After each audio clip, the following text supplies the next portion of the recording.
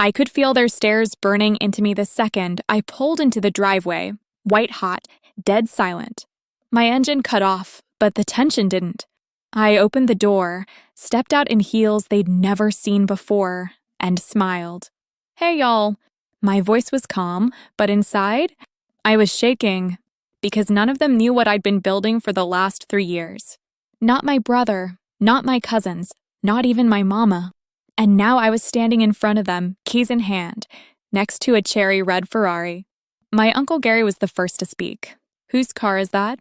I looked him straight in the eye. "Mine." Their mouths dropped, but the real twist?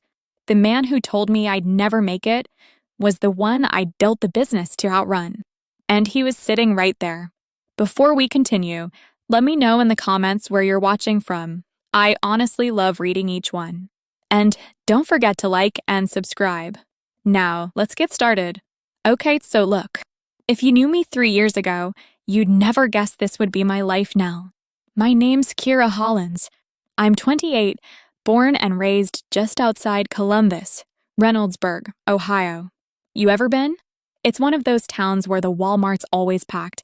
Folks got their lawn chairs out in the driveway like it's a front porch, and your business ain't never just your business. Somebody always knows somebody who knows your auntie's cousin who's talking about what you wore last Sunday. I grew up in a house with paper-thin walls, no real privacy, and opinions bouncing off every surface.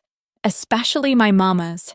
Her name's LaDonna, and don't get me wrong, she's got a good heart. She raised 2 kids basically by herself. But she's also the type who'll say, "Why you always trying to be different? You know bills don't pay themselves with dreams." She said it with love, but it still stung. Then there's my older brother, Kevin. He's 31 now, works at a tire shop down off Main. Always been quick with a joke, even quicker with sarcasm. Every time I said I wanted more, wanted out, he'd tilt his head, smile real dry, and hit me with that, "All right, boss lady," like I was some little girl playing dress up. It wasn't mean exactly, but it kept me in check, like he was reminding me where we came from. And Uncle Gary. Lord, that man. Picture a dude in his 60s who thinks every woman under 40 needs to settle down and stop chasing fantasy. His favorite line? "Black girls like you don't drive Ferraris, they drive babysitters to daycare." He said that to me when I was 21. In front of my mama. In front of everybody. They laughed. I didn't. I carried that line like a scar. So yeah, that was my world. My people. They loved me, sure, but they didn't see me. Not really. Now let me tell you what life looked like 3 years ago. Every weekday morning, I woke up at 6:45, hit snooze once, okay, maybe twice, then dragged myself into that beige bathroom with the shaky light fixture. Brushed my teeth with one hand while checking emails with the other. Threw on a cardigan. Slid into my car by 7:40 to make it to my desk by 8:15. I worked at this telecom company downtown, one of those open floor plan offices where the air smells like old coffee and burnt printer ink. Customer service rep, full-time. Headset on. Smile fake. "Thank you for calling. How can I assist you today?" Repeat. Repeat. Repeat. I was good at that job. Like, scary good. I could de-escalate a screaming customer in 60 seconds flat and upsell them on a better data plan while they were still calming down. But you know what happened every time a promotion opened up? I trained somebody who'd been there less than a year and watched them get the title. The pay bump. The little recognition plaque. One guy didn't even know how to log in his first week. I had to walk him through it. He became my manager 4 months later. So yeah, I smiled through all that, said yes ma'am and no problem at all. But inside, I was screaming. I knew I was meant for more. I felt it. It was like this pressure building in my chest every single day. I couldn't explain it to anyone though, not my family, not my coworkers. So I kept it in, swallowed it, tried not to let it spill out when I talked. But at night, I was obsessed. I'd get home around 6, throw together something quick, pasta, sometimes just cereal if I was tired, then curl up with my beat-up old laptop and just dig. YouTube videos, Reddit threads, free webinars that froze halfway through. I taught myself about e-commerce from scratch. I mean, I didn't even know what fulfillment center meant at first. I found drop shipping first. Then I learned that could go bad quick if you weren't careful. So I pivoted, looked into sourcing my own stuff. I always loved mixing up oils and butters in my kitchen anyway, used to do it in college for fun. Shea butter, coconut oil, lavender, stuff like that. My skin was always glowing, but I never thought it could be more than a hobby. Until one day, I just clicked. I was scrolling through Instagram and saw this girl selling body butters at her kitchen, and she had like 5,000 orders backed up. The comments were wild. I thought, wait, I can do that? And from that moment, I was locked in. But I didn't tell anyone. Not my mama. Not Kevin. Not even my best friend Tara, and she'd known me since 5th grade. We used to sneak notes in class and dream about moving to Atlanta and getting rich together. Even she didn't know. It wasn't about shame. It was sacred. Like I wanted something that was mine. Just mine. Something I could build without anyone's doubts creeping in. Without the smirks. Without Uncle Gary's tired jokes.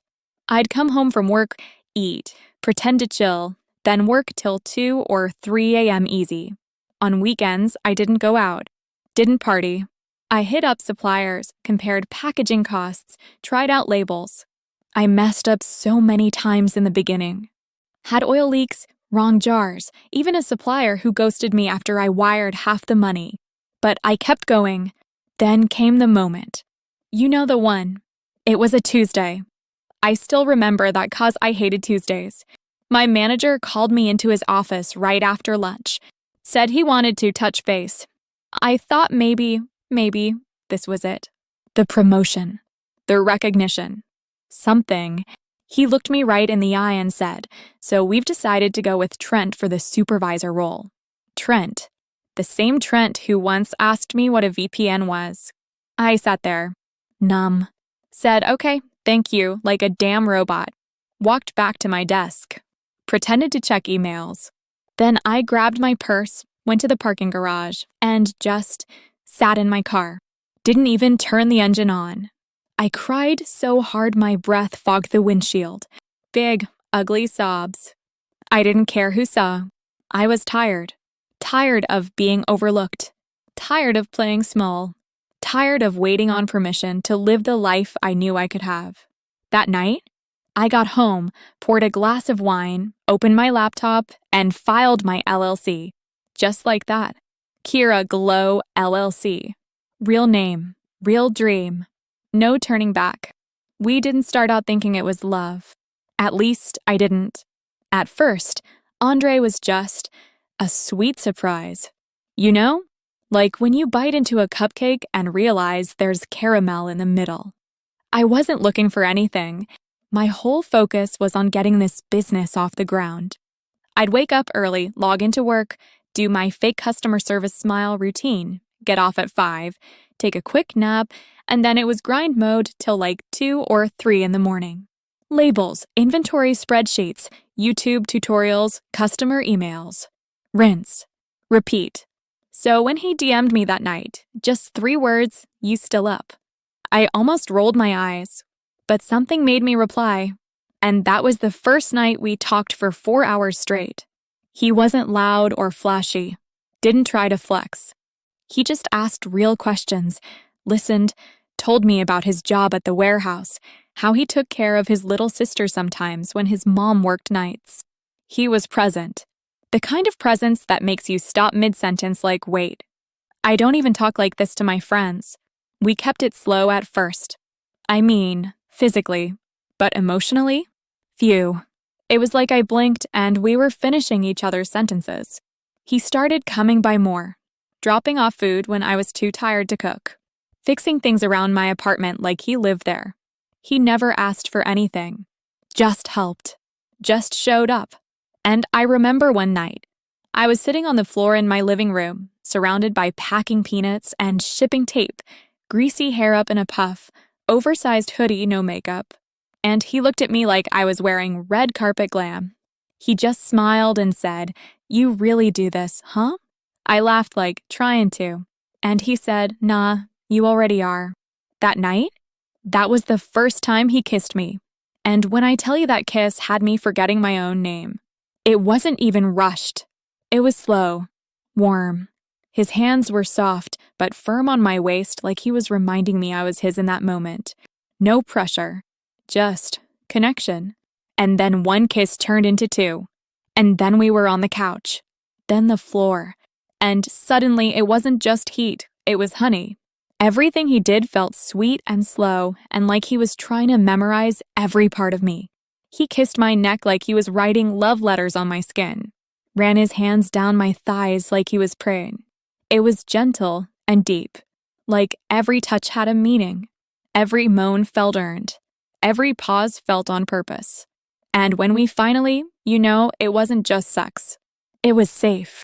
That man moved like he wanted to protect me from the world and break me open at the same time. The next morning, I woke up in his arms and thought, oh no, because feelings were happening. Real ones. And I wasn't ready. See, the last guy I messed with? His name was Jarrell. And the moment I told him I had business plans, his whole vibe changed. Like I'd said I wanted to move to Mars or something. 1 week after that convo, he was ghost. No explanation. Just gone. Like I didn't even exist. That stung. Deep. So with Andre, even though it felt real and safe and beautiful, I couldn't give him everything. I gave him pieces. He got my body, my laughter, my late-night phone calls. But not my truth. Not the deepest parts. Not the business. Not the numbers. Because I was scared if I let him really see it, he'd walk away like the last one did. I told myself it was protection, boundaries, but deep down, it was fear. And I knew it. One time, he looked around my room, boxes stacked everywhere, labels on the dresser, a full calendar on the wall, and he said, "Babe, you ever think about hiring help?" I smiled and said, "Nah, I got it." He raised an eyebrow like he knew there was more to it. I brushed it off, changed the subject, made a joke. We had sex on the couch that night just to not talk. But the guilt started creeping in, because things were going good. Real good. My Etsy orders were growing. Instagram DMs were full of customers raving about how my shea butter helped their eczema or how their boyfriend couldn't stop touching them after using my glow oil. I even got a small deal with a local boutique to carry my products on consignment. I was reinvesting every penny. My apartment smelled like lavender and vanilla 24/7, and I loved it. But still, I told nobody. Not even Tara, my best friend since 5th grade. I'd dodge her questions like a pro. "Why you always busy now?" "Girl, I'm just tired. Work been a lot." She knew I was lying, but she never pressed. There was this one night, I'll never forget it. I was up late printing shipping labels, and my printer jammed. I was so exhausted, I sat down on the floor and just cried. Like full-on ugly cry. My face was hot, my chest was tight, and I just said out loud, "I can't keep doing this alone." And right then, my phone buzzed. It was Andre. "You up?" I stared at it, swiped it away, because I didn't want to lie to him. Not again. But I also didn't know how to tell him the truth. The next weekend, he came over with takeout like always. We watched a movie, made out a little, but it fell off. Like there was a thin glass wall between us. He asked if I was okay. I said yeah. He didn't push. We had sex that night, but it wasn't the same. Still tender. Still warm. But quieter. Like both of us were pretending it was fine.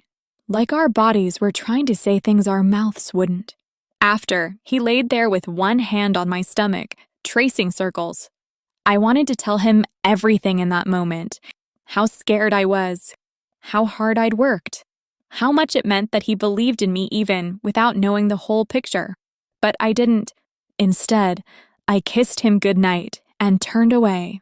And I felt him staring at the back of my head for a long time before he finally fell asleep. A week later, it happened. I hit 6 figures in sales. 6. Freaking figures. I was sitting in my little home office when I refreshed the dashboard and saw the number. $100,237.89. I just stared. Like my brain couldn't process it. I laughed. Then I cried. Then I screamed into a pillow. Then I laughed again. And I still told no one. Not even Andre. I celebrated by myself. Got some takeout, lit a candle, played Beyoncé loud, and danced around my apartment in nothing but an oversized tee and fuzzy socks. And later that night, I sent him a thinking about you text. But I didn't say why, because I was still scared that if I let him all the way in, he'd find a reason to leave. So I told myself, protect your peace. But deep down, I was starting to wonder if I was really protecting my peace or just building a castle nobody else could get into. It's wild how success can feel like both a crown and a chokehold. Like, yeah, I hit 6 figures. I should have been walking around floating. But instead, I felt trapped.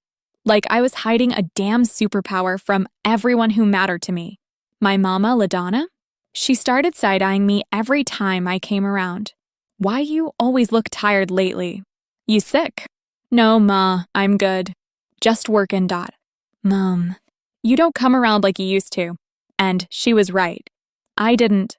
I was always too busy, always got plans, when really I was at home making body butter and watching Shopify tutorials till my eyes crossed. And my cousin Crystal? She hit me up talking about, girl, can I hold $200 till Friday? Just got behind on some bills. I'll pay you back, promise. Meanwhile, I had $80,000 sitting in my business account, not even my personal. Business. I told her, I really can't right now, girl. I'm stretched. She hit me with the damn, all right then, followed by the passive-aggressive silence for 3 whole weeks. Guilt started creeping in from every direction, but I wasn't ready to say anything. Not to her, not to my mama, not even to Tara, who by now was definitely picking up that something was off. Then there was Andre. That man was a human lie detector. He started noticing things. Little things, but still. Like I stopped letting him order for us when we went out.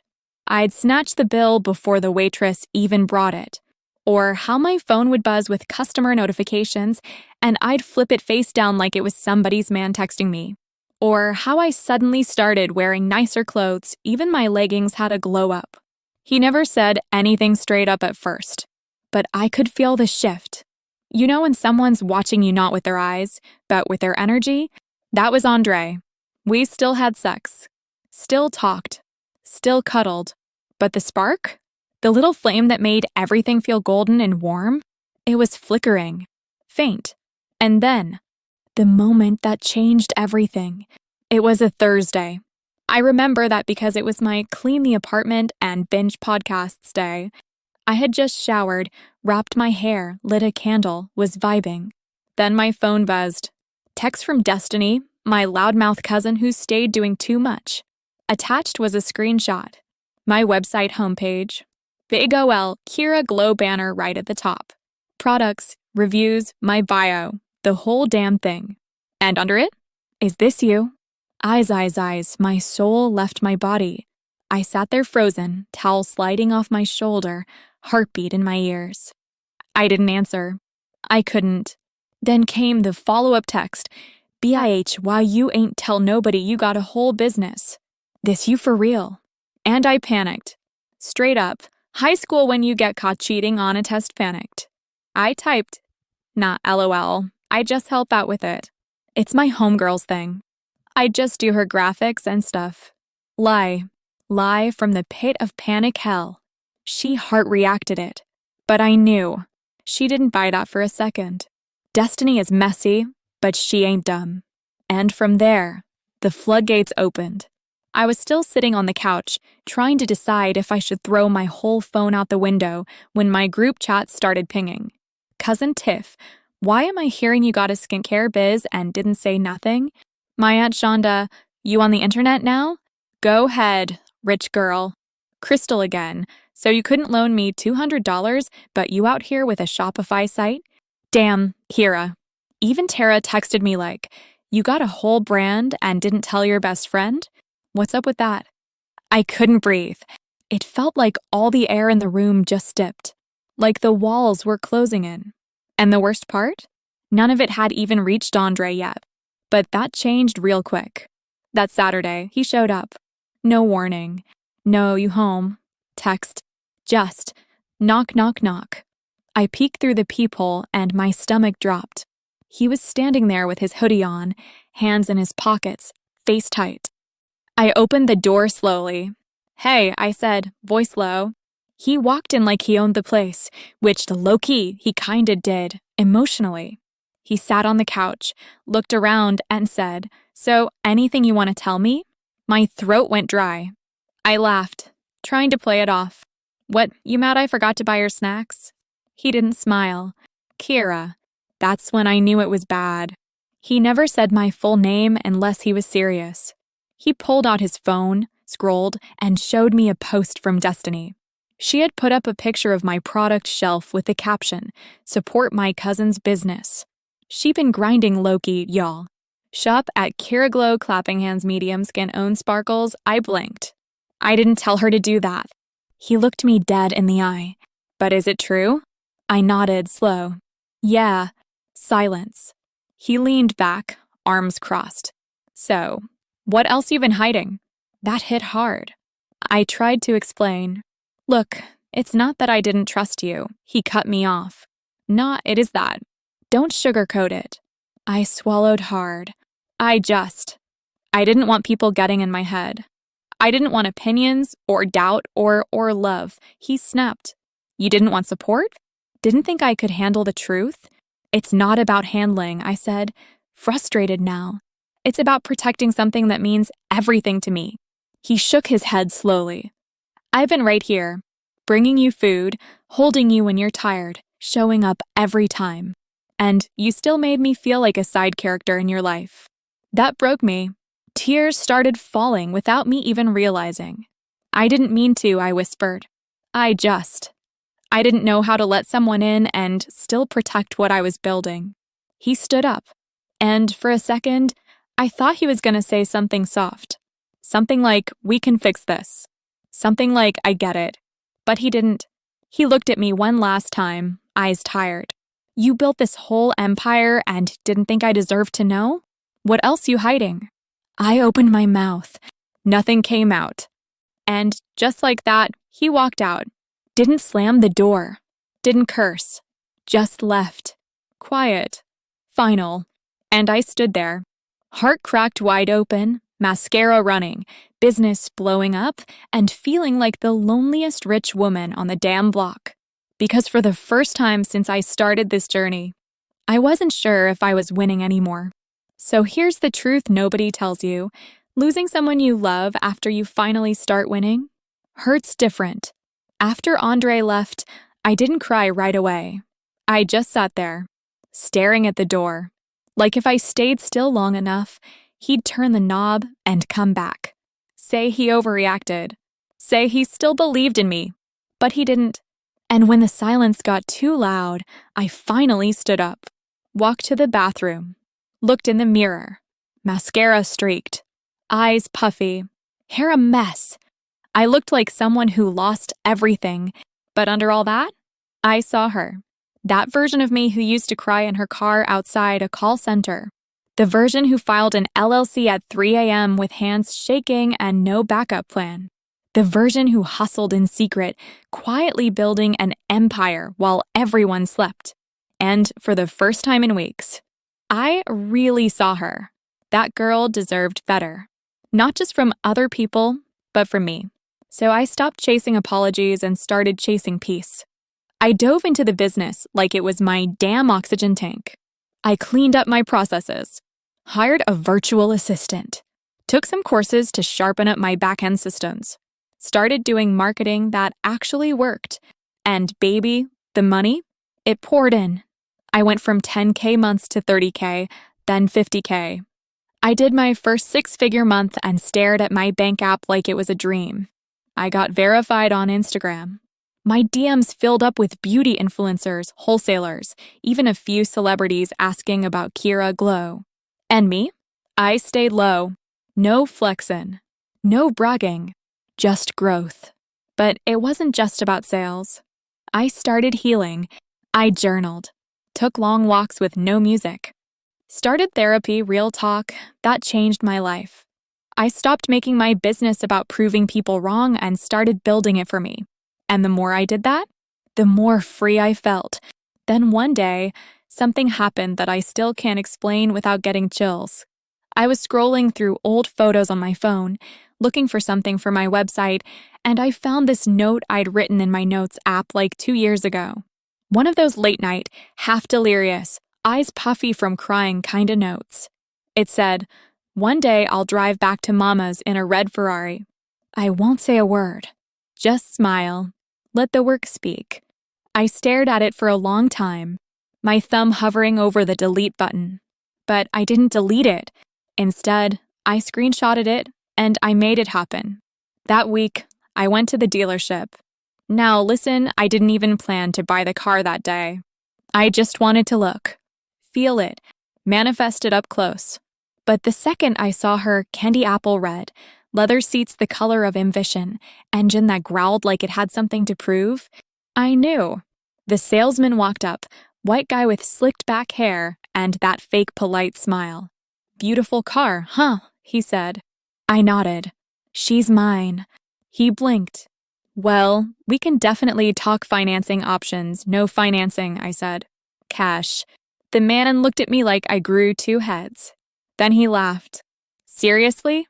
I pulled out my phone, opened my business account, and showed him the balance. "Does that look serious to you?" Y'all, the way he changed up was hilarious.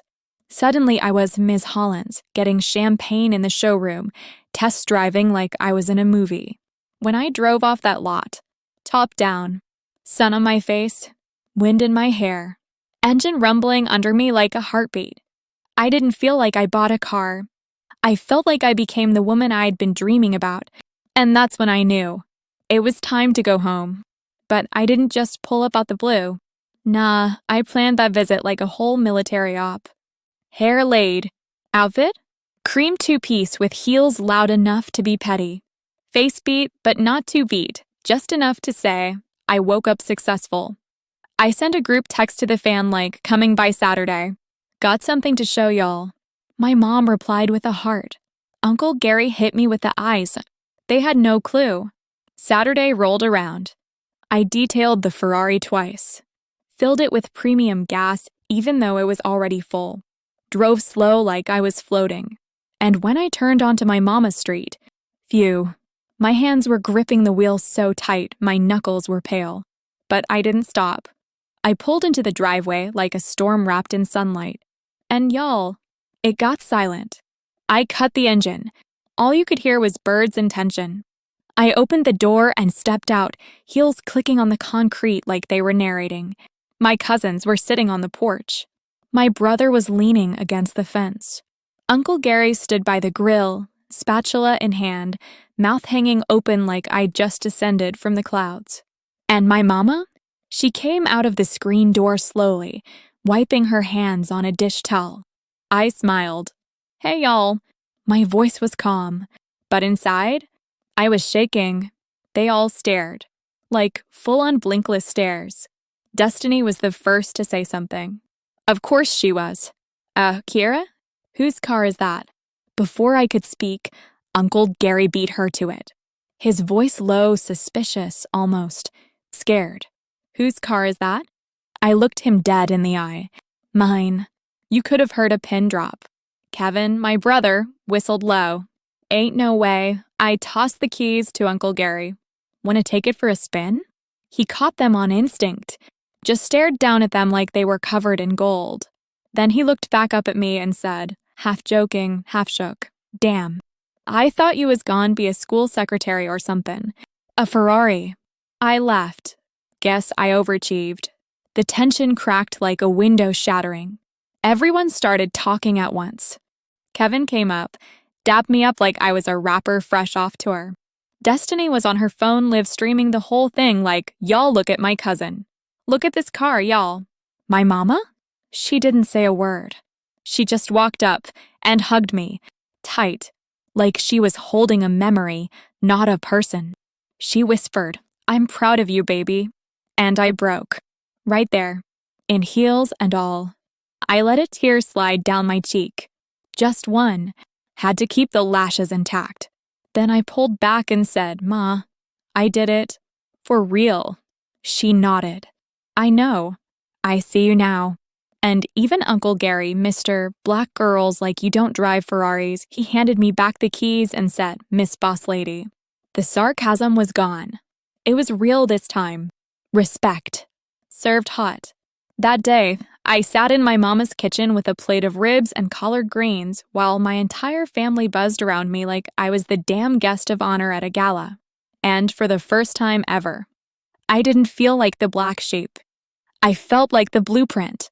All right, so picture this. Ferrari parked in front of my mama's house like it belonged there, ribs in one hand, cousin Destiny hollerin' about how she always knew I had that boss energy, even though she once told me I was dreamin' too big for the zip code. Yeah, that part. It was surreal.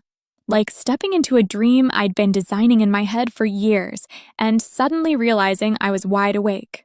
The pride in my mama's eyes? That hit me different. Because growing up, she was the type to worry about everything. Bills, gas prices, even how much I used the hot water in the shower. Now she's looking at me like I'm the solution to every problem she's ever whispered under her breath. And part of me wanted to soak in all of it. The praise, the celebration, the respect I damn near bled for. But the other part? The quiet part? It was scanning the room for a face that wasn't there. Andre. His absence had weight, like a chair left empty at a dinner table. And it's wild, because I thought success would make it all worth it. Thought once I made it, the emptiness would fill itself. But nah, you can't patch up a soul with dollar signs. You can't hug a direct deposit. So yeah, I had a warehouse now. A team. Product lines in boutique stores from Atlanta to Oakland. I was flying first class and turning down interviews because I was too busy. But when I climbed into bed at night, silk sheets and all, it was just me. No Andre rolling over to kiss my shoulder. No arms wrapped around me like I was the prize. Just me. And don't get it twisted, I wasn't pining over no man like I didn't have things to do. I moved. I thrived. I glowed up in every room I walked into. But late at night, when the hustle got quiet, I missed him. So one night, months after the Ferrari moment, after the warehouse grand opening, after my first podcast feature, I picked up my phone and called him. No text, no warning, just called. He picked up on the second ring. His voice? Still deep, still warm, but different, like time had added something to it. "Hey," he said, and I froze. Then finally, "Hey, it's me." He let out this little sigh. Not annoyed, not sad, just like he'd been expecting this moment somehow. "I know," he said. "I saw the car on Destiny's Instagram." Of course he did. I laughed softly. She can't keep nothing to herself. He laughed too.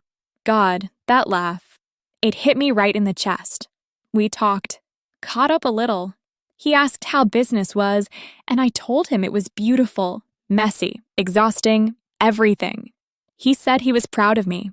I felt my throat tighten. Then I asked the question I didn't really want the answer to. "You seeing someone?" Silence. Then, yeah, it wasn't cruel. It wasn't cold. Just honest. I swallowed hard. "She treat you good?" "She does," he said. "But she ain't you." That silence after? That was the part that said everything. I told him I was sorry. For not trusting him. For shutting him out. He told me he understood. But that he'd needed someone who let him in. And honestly, he was right. I had locked him out of a part of me that was sacred. Not to be mean, but because I was scared. Scared that if I showed him all of me, my dreams, my ambition, my fear of failure, he'd walk away. and in hiding that. I made it happen. So no, we didn't get back together. But we got closure. Real, clean, grown-ass closure. And that was enough. After that call, something shifted. I stopped carrying the guilt like a purse I couldn't put down. I started forgiving myself, not just for Andre, but for every time I dimmed my light to keep someone else comfortable. I leaned into who I was becoming. I hired my mom part-time, gave her a salary to consult on product sense, really just an excuse to spoil her and keep her close. My cousins? They stopped asking for handouts and started asking questions. About vendors. About branding. About taxes. Kevin even started a t-shirt brand. Said he was inspired watching me move in silence like lasagna. I was like, that's Lil Wayne. Not me, but okay. Uncle Gary? He called me Miss Boss Lady one morning and didn't even crack a joke after. That's how I knew it was real. And me? I traveled. I saw the Maldives, Paris, Ghana. Took pictures I never posted. Just lived. Let the wind hit my face on balconies that overlooked oceans I used to see only in magazines. I spoke at a conference once, and the host asked, "What's your biggest lesson from all of this?" And I didn't even hesitate. "You don't owe anyone your dreams while they're still growing," I said. "But make sure you don't lock out the love that might help them bloom." Because that's what I learned. Success is loud, but healing is quiet.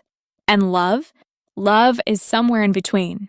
Now, when I drive my Ferrari, I don't do it to flex. I do it to remember. I remember the girl who used to cry herself to sleep on a futon while watching other people live the life she wanted. I remember the jars stacked in my kitchen like a Jenga tower. The post office runs in the snow. The doubt. The hustle. The silence. And I remember the ones I lost along the way. I remember why I started. And more importantly, I remember who I am now. Not just a business owner. Not just a boss. But a woman who bet on herself and won. So, if you're listening to this, wondering if you should keep going, even if nobody claps, even if they laugh, even if you have to celebrate in silence for a while. Because one day, you'll pull up in your version of a Ferrari, whatever that looks like, and the same people who doubted you will call you boss lady with respect. And you'll smile, not to be petty, but because you earned it. Every tear, every late night, every no that turned into a watch me, you earned it.